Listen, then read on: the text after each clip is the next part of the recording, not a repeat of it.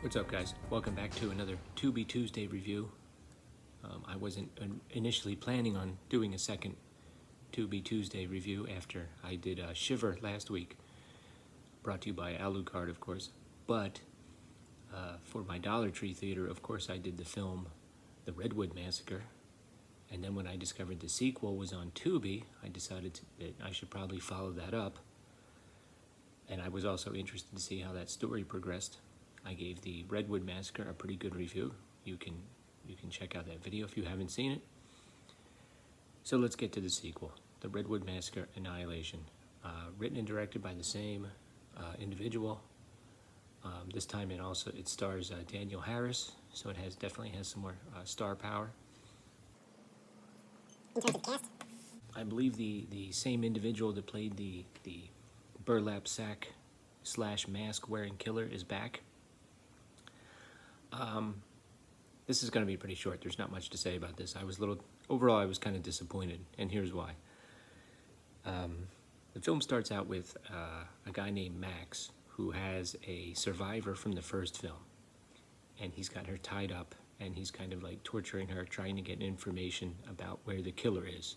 So it's like you have a guy who's so determined to find the killer from the first film that he's willing to kill. I don't know, that was kind of a strange choice, I think. And I'm not spoiling anything because it's right in the beginning. I believe that might have been the same young lady from the first film, like the final girl from the first film. I don't remember. Couldn't tell. She was all bloody and messed up. So then Max goes to a seminar given by a writer whose, I believe, daughter disappeared in the Highlands area where the killer was active. And this guy now, he's written a book and he's giving a book talk. Anyway, he's approached by this guy, Ian, who says, hey, I have an idea about where the killer is. Let's go look for him. One thing leads to another. And they end up recruiting the writer's daughter, who's played by Daniel Harris. And then on the way, they link up with a couple other people that they've worked with in the past. Another woman and a large gentleman with a mohawk who's kind of like the muscle. And that guy was pretty good, I have to say. He was pretty good. And you get a lot of like banter and a lot of his kind of goofy, typical dialogue that you get when they're trying to establish that these are old friends. So they're looking for the killer, and eventually, and what they're looking for is an abandoned military base. That's where Ian thinks the killer is. So then when they finally get there, the rest of the movie takes place in this sort of underground military base. And yes, indeed, that's where the killer is. So there are some other people in this facility who know about the origins of the killer, and there's some hints of some experiments.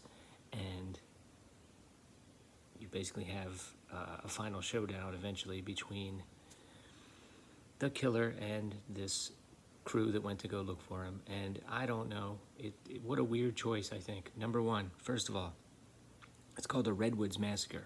Okay, it takes place in the Scottish Highlands.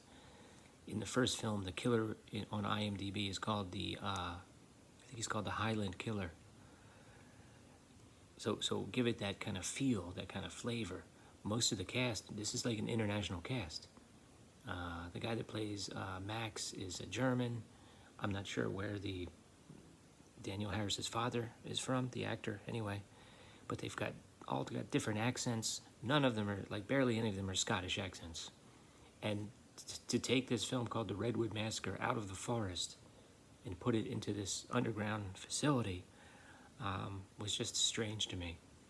And it was very unsatisfying to me. Like, what was the deal with the experiments? They explained the origin of the killer in the first film. You're trying to hint at something else? I don't understand. I don't know. It's just strange direction for me. It didn't work. Some of the violence and the fight scenes were okay. Nothing special. They didn't up the ante from the original as far as the kills. Mostly he uses this long knife type thing, which we saw in the first one. I don't know. It was just okay. So overall, I found it to be a disappointing follow-up. I was not really happy with it, or some of the choices they made. I would personally watch the first one and skip this one, but to each his own. If you're a big Danielle Harris fan, you might want to check it out. Later.